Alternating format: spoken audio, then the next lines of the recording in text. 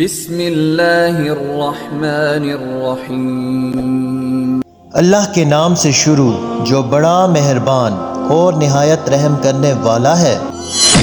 پیارے دوستو، ایک رات مصر کے بادشاہ فرعون نے ایک خواب دیکھا کہ شام کی طرف سے ایک آگ اٹھی اور اس آگ نے تمام کے تمام گھروں کو جلا ڈالا، جبکہ بنی اسرائیل اس آگ سے محفوظ رہے۔ دہشت اور خوف کے عالم میں بیدار ہونے کے بعد فرعون نے تمام کاہنوں اور نجومیوں کو جمع کیا اور اپنے خواب کی تعبیر جاننی چاہی، تو نجومیوں نے اسے بتایا کہ بنی اسرائیل میں ایک ایسا لڑکا پیدا ہوگا جو تمہاری بادشاہت کو ختم کر ڈالے گا۔ دوستو، وہ بچہ کون تھا اور اس نے فرعون کی بادشاہت کا خاتمہ کس طرح کیا؟ آج کی اس ویڈیو میں ہم آپ کو فرعون کے خواب اور اس پرسرار بچے کے بارے میں بتائیں گے۔ بس آپ سے درخواست ہے کہ ہماری اس ویڈیو کو آخر تک ضرور دیکھیں۔ دوستو، فرعون جو کہ خدائی کا دعوے دار اور بڑا ہی ظالم اور جابر بادشاہ تھا، اس نے بنی اسرائیل کو اپنا غلام بنا رکھا تھا۔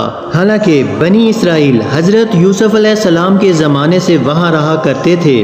حضرت یوسف علیہ السلام نے اپنے والد حضرت یعقوب علیہ السلام اور اپنے بھائیوں کے لیے زمین کا ایک حصہ اس وقت کے فرعون بادشاہ ریان بن ولید سے حاصل کیا تھا، اور حضرت یعقوب علیہ السلام کی یہی نسل بنی اسرائیل کہلاتی ہے جو مصر میں خوب پلی پھولی۔ یہ لوگ حضرت یعقوب علیہ السلام کے دین کے پیروکار تھے اور اللہ تعالیٰ کی وحدانیت پر ایمان رکھتے تھے، لہٰذا اس وقت اللہ تعالیٰ کے نزدیک یہ سب سے بہترین جماعت تھی۔ جب فرعون نے خدائی کا جھوٹا دعویٰ کیا تو ان لوگوں نے فرعون کو سجدہ کرنے اور اپنا رب ماننے سے صاف انکار کر دیا۔ اسی وجہ سے بادشاہ اور اس کے حواریوں نے ان پر ظلم و ستم کے پہاڑ ڈھائے اور انہیں ہر طرح کی اذیت پہنچائی۔ فرعون نے جب اپنا خواب کاہنوں اور نجومیوں کو بتایا تو انہوں نے اس کی تعبیر یہ بتائی کہ بنی اسرائیل میں ایک ایسا لڑکا پیدا ہوگا جس کے ہاتھوں اہل مصر کی ہلاکت ہوگی، اور بنی اسرائیل کے ہاں بھی یہی بات مشہور تھی۔ لہٰذا اس خواب کے بعد فرعون مزید فکر مند ہو گیا اور اس نے یہ حکم جاری کر دیا کہ بنی اسرائیل میں پیدا ہونے والے تمام لڑکوں کو قتل کر دیا جائے۔ اس حکم کے بعد فرعون کے حواریوں اور اس کے سپاہیوں نے ہر ممکن قدم اٹھایا تاکہ کوئی بھی نامولود بچہ زندہ نہ بچ پائے، لیکن اللہ تعالیٰ کو کچھ اور ہی منظور تھا، اور اس طرح دیکھتے ہی دیکھتے بنی اسرائیل کے ہزاروں نامولود بچوں کو قتل کر ڈالا گیا۔ پھر ایک وقت ایسا بھی آیا کہ قبطی سرداروں نے فرعون سے کہا کہ اگر بنی اسرائیل کے لڑکوں کو اسی طرح قتل کر ڈالا گیا تو ہمیں آئندہ حکومت چلانے کے لیے اور اپنی خدمت کے لیے خدمت گزار کہاں سے ملیں گے۔ اس پر فرعون نے حکم جاری کیا کہ 1 سال چھوڑ کر بچوں کو قتل کیا جائے۔ ان دنوں حضرت موسیٰ علیہ السلام کی والدہ اپنے حمل کے ابتدائی دنوں میں تھیں۔ اللہ تعالیٰ نے ان کی حفاظت کا سامان کچھ اس طرح فرمایا کہ ان کی والدہ پر معمول کے مطابق حمل کے آثار نمودار نہ ہوئے، جس سے وہ فرعون کی چھوڑی ہوئی دائیوں کی نظروں سے بچ گئیں۔ انہوں نے اس بات کو چھپائے رکھا کہ یہاں تک کہ پیدائش کا وقت آن پہنچا۔ انہوں نے بچے کو جنم دیا اور اس کے بارے میں سوائے قریبی رشتہ داروں کے کوئی نہ جانتا تھا۔ نجومیوں نے جب بادشاہ کو خبر دی کہ بچہ پیدا ہو چکا ہے تو اس خبر نے فرعون کو بدحواس کر دیا، اور اس نے سپاہیوں کو حکم دیا کہ وہ گھر گھر جا کر تلاشی لیں، کیونکہ حضرت موسیٰ علیہ السلام جس سال پیدا ہوئے تھے وہ قتل عام کا سال تھا۔ حضرت موسیٰ علیہ السلام کے والدین سخت پریشان تھے۔ 3 مہینوں تک انہوں نے حضرت موسیٰ علیہ السلام کو چھپا کر رکھا، لیکن زیادہ عرصے تک فرعون کے سپاہیوں اور جاسوسوں سے بچے کو چھپانا ممکن نہ تھا۔ پھر بھی انہوں نے اپنی طرف سے پوری کوشش کی، یہاں تک کہ ان کے پاس اللہ کا حکم آ گیا۔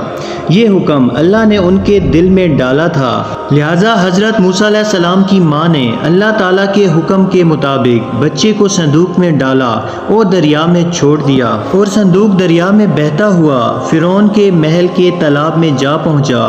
وہاں فرعون کی بیوی اپنی خادماؤں کے ساتھ لطف اندوز ہو رہی تھی، اور اس کی نظر صندوق پر پڑی تو اس نے اپنی کنیزوں کو حکم دیا کہ صندوق کو تالاب سے نکالا جائے اور میرے پاس لایا جائے۔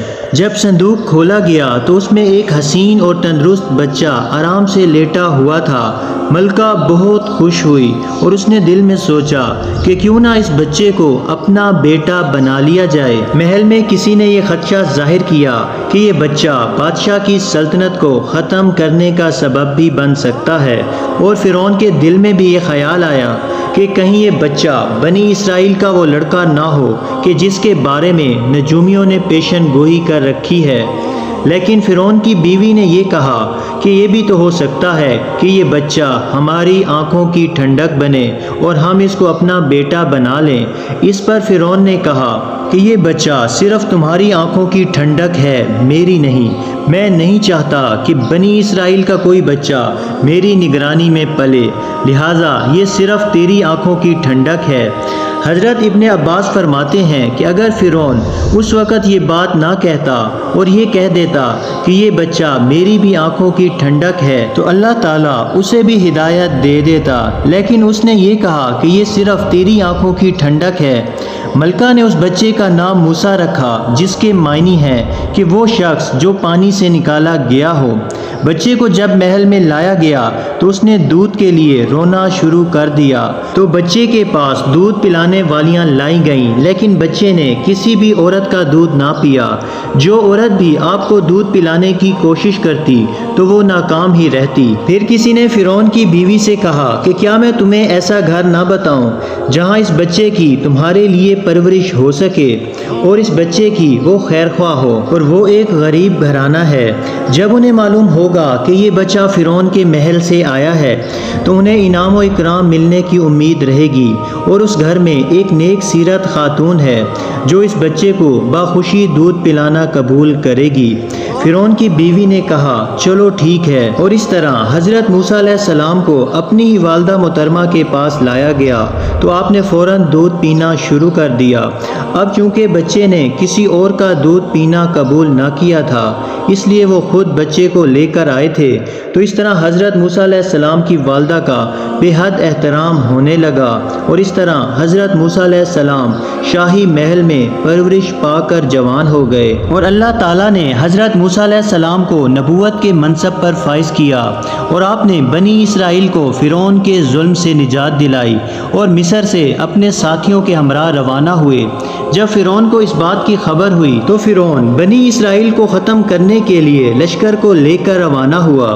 جب بنی اسرائیل دریا کے قریب پہنچے تو اللہ تعالیٰ نے دریا کو حکم دیا تو دریا نے بیچ سے رستہ کھول دیا، اور یہ وہی موقع تھا جب فرعون کا وہ خواب پورا ہونے والا تھا، اور اس کی بادشاہت اور اس کا لو لشکر تباہ و برباد ہونے والا تھا۔ حضرت موسیٰ علیہ السلام اور بنی اسرائیل پانی کو پار کر کے دوسری طرف چلے گئے، مگر جب فرعون اور اس کا لشکر پانی میں داخل ہوئے تو اللہ تعالیٰ نے پانی کو حکم دیا تو پانی آپس میں مل گیا، اور اس طرح فرعون اپنے لشکر سمیت اس سمندر میں غرق ہو گیا۔ اللہ تعالیٰ سورۃ القصص میں ارشاد فرماتا ہے یقیناً فرعون نے زمین میں سرکشی کر رکھی تھی اور وہاں کے لوگوں کو گروہ گروہ بنا رکھا تھا، اور ان کے ایک فرقے کو کمزور کر رکھا تھا، اور ان کے لڑکوں کو تو ذبح کر ڈالتا تھا اور پھر ان کی لڑکیوں کو زندہ چھوڑ دیتا تھا۔